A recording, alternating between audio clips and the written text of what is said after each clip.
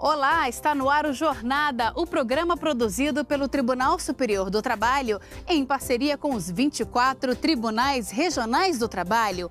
Todas as semanas vamos fazer uma viagem pelo Brasil e descobrir o que tem sido feito para melhorar os serviços prestados ao cidadão que procura o Judiciário do Trabalho. No programa de hoje, uma reportagem especial sobre as ações regressivas ajuizadas para cobrar das empresas o ressarcimento de benefícios pagos pelo INSS a vítimas de acidentes de trabalho. No quadro Direitos e Deveres, as dúvidas trabalhistas de uma manicure e da proprietária do salão de beleza são respondidas por uma juíza de Belo Horizonte. Direto de Florianópolis, um documentário produzido pela Justiça do Trabalho mostra a triste realidade do trabalho infantil em Santa Catarina. No quadro Meu Trabalho é uma Arte, nós vamos até o Piauí e vamos conhecer as peças feitas por um artesão do Polo Cerâmico de Teresina. Tudo isso e muito mais agora no nosso Jornada.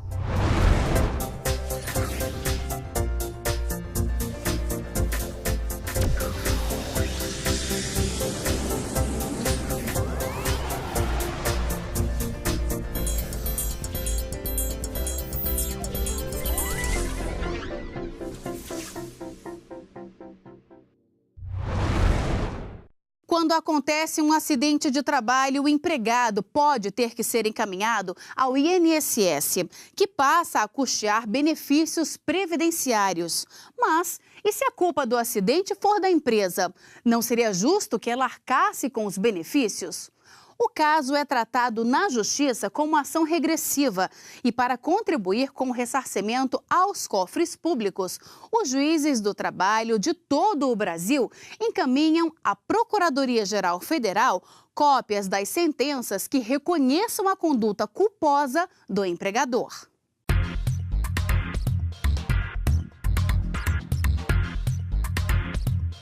Para Igor, o que seria o fim de mais um dia de trabalho foi o início de um drama. Ao voltar para casa, ele se envolveu em um acidente de trânsito, teve traumatismo craniano e ficou um mês no hospital. Por causa das fraturas no braço e da perfuração no pulmão, recebeu o auxílio acidente pelo INSS durante 9 meses. No caso, a empresa não prestou nenhum socorro, nenhuma assistência.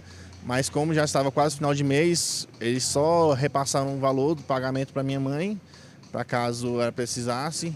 Nesse caso, não ficou comprovada a responsabilidade da empresa no acidente porque Igor não estava mais no horário de serviço. Mas quando é constatada alguma negligência da empresa, o INSS paga o auxílio acidente ao trabalhador ou à família em caso de morte e pode cobrar da empresa valores relativos a esse benefício pago, além de ressarcimentos futuros, caso o trabalhador seja afastado das atividades por invalidez.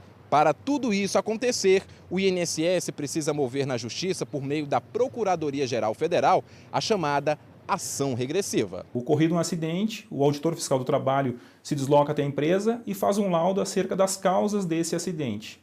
Verificando que houve culpabilidade do empregador, ele encaminha esse documento para a Procuradoria Federal, que propõe a ação regressiva em nome do INSS. Então, antes de propor essa ação, é feita uma investigação prévia se efetivamente há todos os seus requisitos. O principal deles, a culpa do empregador por esse acidente do trabalho. A Advocacia Geral da União, por meio da Procuradoria-Geral Federal, integra o comitê do programa Trabalho Seguro.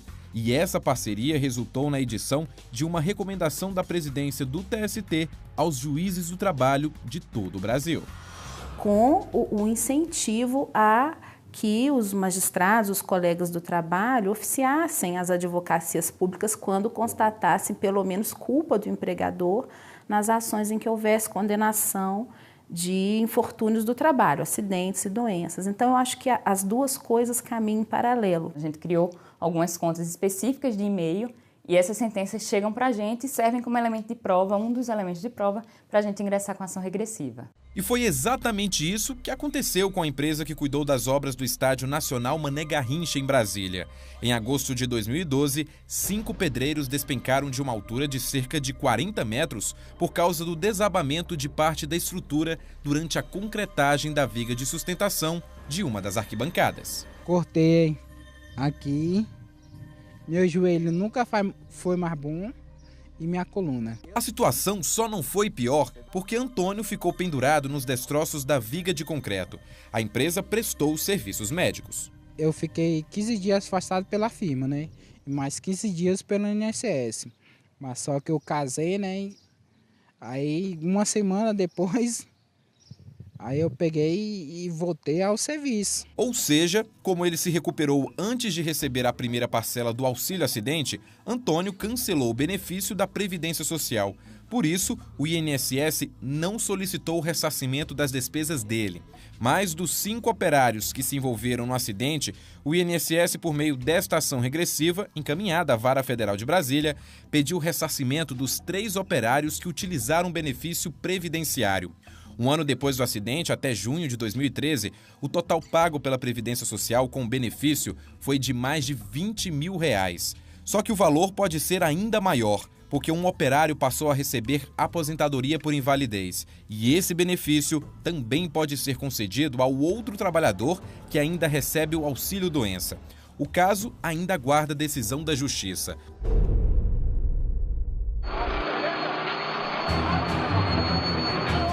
Outra ação que também é analisada na Justiça envolve a administração da Boate Kiss, pelo acidente que matou mais de 200 pessoas em janeiro de 2013. Dentre elas, empregados que trabalhavam no local. A ideia da ação regressiva é qual? Quem deu culpa que pague por aquilo, porque a Previdência Social é um grande seguro dos trabalhadores, mas que todos pagam por isso, a sociedade inteira paga. Então, se aquele que deu causa, a gente consegue identificar que foi uma causa extraordinária, a gente consegue responsabilizar, ele tem que pagar pelo seu erro. As ações regressivas começaram a ser movidas na Justiça em 1991 com a edição da Lei de Benefícios da Previdência Social. Mas, em 2007, o Conselho Nacional de Previdência Social recomendou ao próprio INSS intensificar o ajuizamento das ações. O entendimento foi de que quanto maior o número de ações regressivas movidas na Justiça, maior o ressarcimento aos cofres públicos e também a conscientização dos empregadores sobre a necessidade de adotar medidas preventivas de acidentes de trabalho. Em 2000 foram ajuizadas 7 ações regressivas. De 2007, ano da intensificação, até outubro de 2014, foram movidas na Justiça mais de 3.100 ações. Só em ressarcimento com as punições, em 2014, o INSS conseguiu receber de volta mais de R$205 milhões. E em expectativa de ressarcimento, mais de 670 milhões. O Brasil ele figura na 4ª colocação mundial em acidentes fatais. E a ação regressiva é um instrumento de tentar reduzir esse número de acidentes de trabalho, reduzir esse cenário, justamente por servir como uma medida punitivo-pedagógica. Nós já temos casos em alguns estados onde a utilização da ação regressiva de forma mais efetiva contra certos setores econômicos tem contribuído para reduzir o número de acidentes. Se há um cumprimento das normas de segurança e medicina do trabalho, ou pelo menos os riscos são bem menores, nós temos menos processos. O que a gente não pode é atribuir o aumento do processo à vítima, o aumento do processo em razão dos atos ilícitos que são praticados, do número de processos. Vamos agora fazer um giro pelo Brasil para acompanhar algumas decisões de destaque. A primeira turma do TRT do Rio de Janeiro condenou o Banco Itaú ao pagamento de indenização no valor de R$100 mil a uma empregada que atuava como tesoureira. Ela foi vítima de sequestro e mantida em cárcere privado dentro de casa, junto com a filha. Ao analisar o caso, os desembargadores entenderam que havia nexo causal entre o dano, ou seja, o transtorno de estresse pós-traumático, e o fato ensejador, como o sequestro e cárcere privado. A TAM Linhas Aéreas deve pagar adicional de insalubridade em grau máximo aos empregados que fazem a limpeza de aviões que chegam ao Aeroporto Internacional Salgado Filho, em Porto Alegre. O adicional representa 40% do valor do salário mínimo. A decisão é da 7ª turma do Tribunal Regional do Trabalho do Rio Grande do Sul, em ação ajuizada pelo Sindicato dos Aeroviários da capital gaúcha. O sindicato alegou que os auxiliares de limpeza realizam tarefas enquadradas como insalubres pela norma regulamentadora número 15 do Ministério do Trabalho e Emprego, como a higienização de vasos sanitários e recolhimento de lixo dos banheiros das aeronaves. Cabe recurso ao Tribunal Superior do Trabalho. A 9ª Vara do Trabalho de Brasília condenou o Carrefour a pagar R$5 mil de indenização por danos morais a um trabalhador que teve o armário arrombado durante as férias, os pertences recolhidos e colocados em outro local acessado por todos os funcionários. O magistrado entendeu que a conduta do supermercado violou a intimidade do empregado. O Carrefour admitiu o arrombamento dos armários, mas alegou que o fez em decorrência de determinação de órgãos de higiene sanitária para a realização de reforma no ambiente, o que não foi comprovado. Daqui a pouco, no quadro Direitos e Deveres, as dúvidas trabalhistas da manicure e da dona do salão. E ainda, documentário produzido pela Justiça do Trabalho em Santa Catarina aborda a exploração de mão de obra infantil no estado. Nós voltamos em instantes.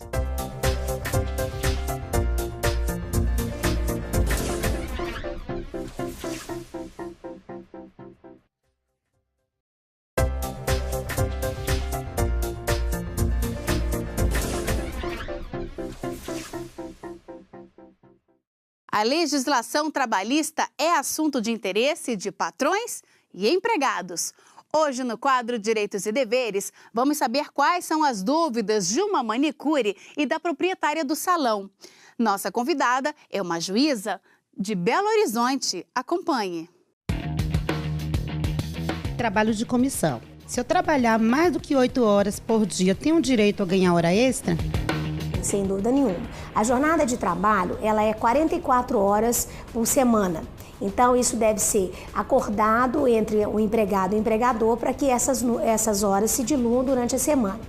As 8 horas, caso elas sejam as horas pactuadas para aquele dia de trabalho e a pessoa trabalhar além das 8 horas que são pactuadas, devem ser pagas como hora extras. Eu gostaria de saber se existe um valor mínimo de comissão que eu devo pagar à minha manicure. A questão de comissão é algo que é combinado entre as partes e tem a ver com o negócio. Então, dentro de salões, a comissão ela tem que ser acordada conforme ao mercado. Não há uma previsão obrigatória de comissão para manicure. Vamos saber o que os tribunais têm feito para melhorar a atuação da Justiça do Trabalho? Chegou a hora do JT em ação.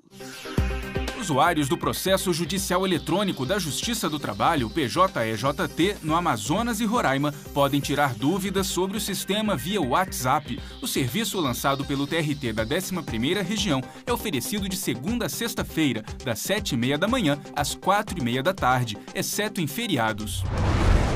A primeira vara sustentável do Acre, instalada na cidade de Sena Madureira, oferece mais conforto aos cidadãos, seguindo padrões de acessibilidade e sustentabilidade. Além de funcionar com processos sem papel, a unidade também economiza água e luz, pois possui mecanismo de aproveitamento da água pluvial e energia elétrica.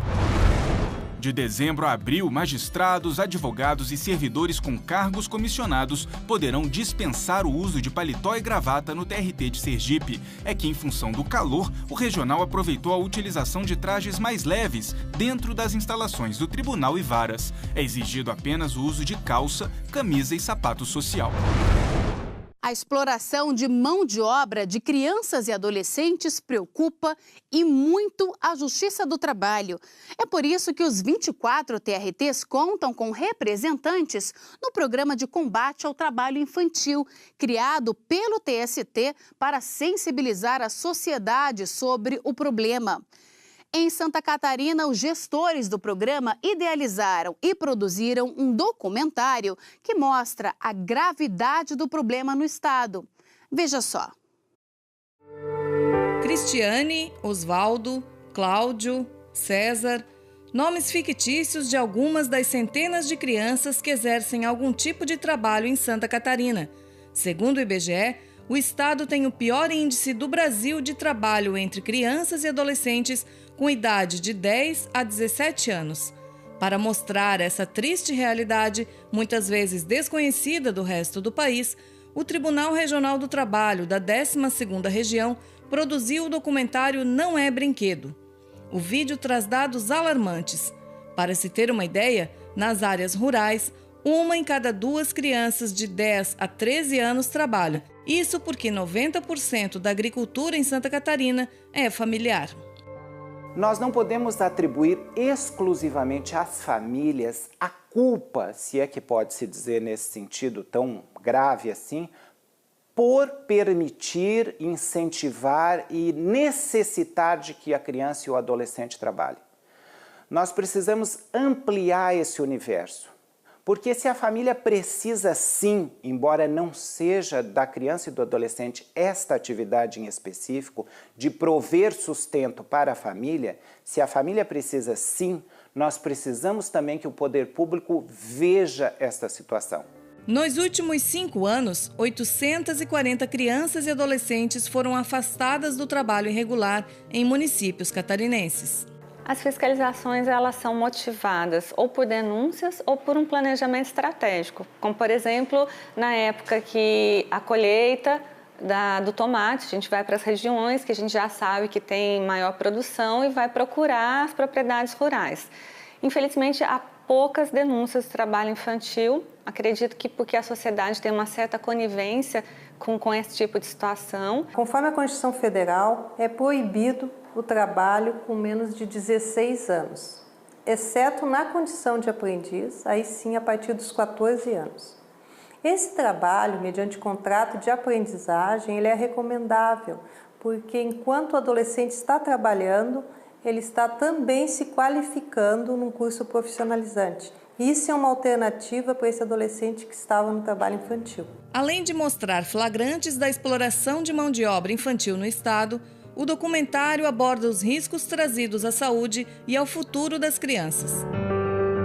O aparelho osteomuscular da criança é muito mais frágil do que o dos adultos. Ele tem menos cálcio, ele é mais plástico e ainda tem o aspecto importante de que está em desenvolvimento, em crescimento. A lógica de uma sobrecarga em cima desse sistema em desenvolvimento, principalmente nos ossos longos, aumenta o risco de você ter deformidades, arqueamento dos ossos longos, nas pernas, nos braços, que fazem com que, posteriormente, essas alterações se tornem permanentes. No caso de carregamento de peso excessivo sobre a coluna vertebral, é possível fazer lesão nos discos vertebrais, causando problemas futuros que vão se tornar hérnias de disco, bicos de papagaio e outras doenças que parecem que são problemas dos adultos, mas na verdade foram, de certa forma, induzidos na infância com condições de trabalho extenuantes. Quanto mais cedo a criança e o adolescente ingressa no mercado de trabalho, menor será o salário dela quando ela for adulta. Então é uma coisa que não é boa ir cedo, sem preparo, sem formação. Vai ser mais uma massa nessa produção de mão de obra desqualificada. O documentário Não é Brinquedo, produzido pelo TRT de Santa Catarina, está disponível na internet. Para assisti-lo, basta acessar www.trt12.jus.br. No próximo bloco, vamos fazer uma viagem até 1928 no quadro Memória JT. E no Meu Trabalho é uma Arte, as peças feitas por um artesão de Teresina. Nós voltamos daqui a pouco. O Facebook do Conselho Superior da Justiça do Trabalho apresenta a Retrospectiva 2014. A página relembra decisões e leis sobre direito do trabalhador que foram destaque no ano passado. Quer saber mais? Acesse www.facebook.com/csjtoficial.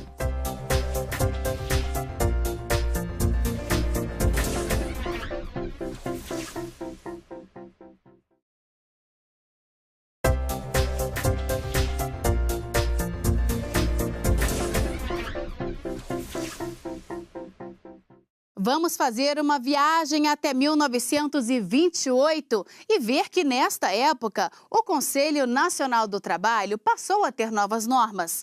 Este conselho se dedicava ao estudo de problemas relacionados ao trabalho e à previdência social.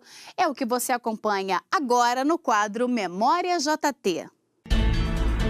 1928, ano em que o Conselho Nacional do Trabalho passou a ter um novo regulamento. O Decreto 18.074, de 19 de janeiro de 1928, criou a norma que estabelecia a composição, organização e atribuições do CNT. O documento evidenciava algumas questões trabalhistas que mereciam maior atenção à época e deveriam ser avaliadas por seções específicas, como os contratos coletivos de trabalho, sistemas de conciliação e arbitragem, férias, trabalho de crianças e mulheres, acidentes de trabalho e caixas de aposentadorias. A principal atribuição dos conselheiros era avaliar a aplicação das leis sociais ao mercado de trabalho. O decreto também reafirmou a finalidade do Conselho, órgão até então ligado ao Ministério da Agricultura, Indústria e Comércio. Segundo o documento, o CNT era uma corporação destinada ao estudo dos problemas da economia social e de todos os assuntos que pudessem interessar a organização do trabalho e da previdência social. No próximo programa, os reflexos no Brasil da quebra da Bolsa de Nova York. Mãos firmes e olhos bem atentos a cada detalhe. Isso é essencial para quem trabalha com argila.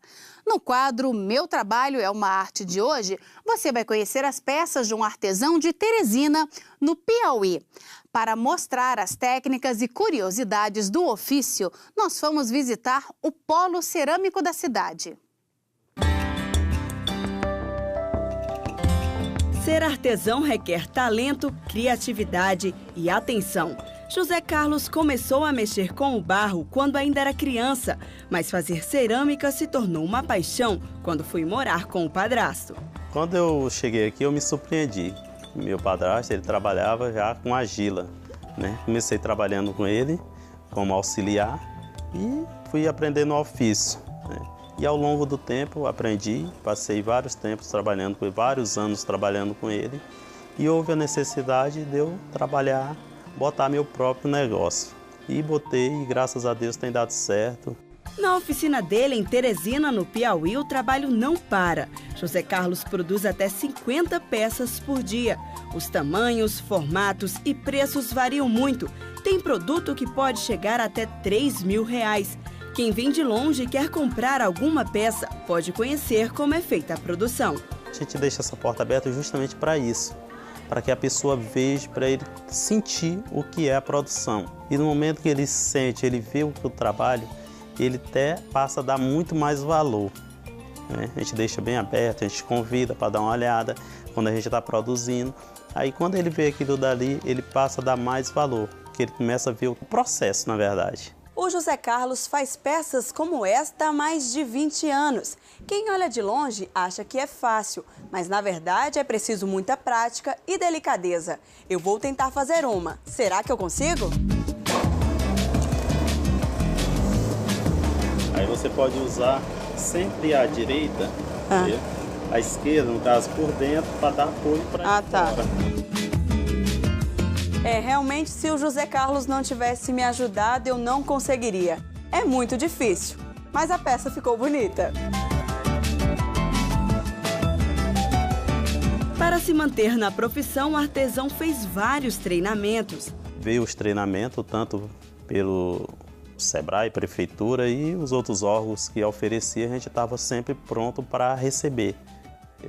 E a gente fez todos os treinamentos, nessa área eu tenho uns 32 certificados. E de lá para cá a gente já começou a administrar curso. Hoje é que eu não saio mais por conta da oficina, né? Chegou um momento que a gente tem que se dedicar mais para a questão da oficina, para entregar encomenda, essas coisas todas. Mas nem sempre foi fácil. No início da profissão, quando trabalhava com olaria, ou seja, fazia tijolos, o José Carlos perdeu toda a produção por conta de um alagamento. Foram cerca de 15.000 tijolos. Mesmo assim, ele não desistiu. Foi morar com a mãe e o padrasto. Começou a mexer com o artesanato e aprendeu ainda mais. Quando a gente tem um foco, a gente sabe realmente o que é que a gente quer da vida, a gente tem que persistir. E foi isso que aconteceu. Eu persisti e logo em seguida foi melhorando, porque quando a gente pratica uma coisa várias vezes, com certeza a gente vai se aperfeiçoando naquilo dali. E foi isso que aconteceu. A gente foi se aperfeiçoando e hoje a gente tem um resultado que tem. Por ser uma profissão autônoma, o artesão precisa de planejamento. Aqui na oficina, outras pessoas também ajudam na produção. Os meninos que trabalham na produção, os colegas de trabalho, eles geralmente trabalham de 8, de 7 às 11, eles não têm assim nada, assim, não tem aquele compromisso de chegar na hora certa. No meu caso, não. Eu já sou o próprio proprietário, no caso. Eu sei o que é que eu tenho que honrar com meus compromissos. Tem vezes que eu fico aqui até 24 horas, né? Quando é no período da queima. A oficina de José Carlos produz vasos e diversos objetos de decoração. Um para cada tipo de gosto. Sempre a gente faz algo diferente. Às vezes a gente até tem uma e diz assim, essa peça ficou legal. Quando dá no dia seguinte, quando a gente começa a produzir, a gente já vê que ela já superou aquela outra. E assim sucessivamente.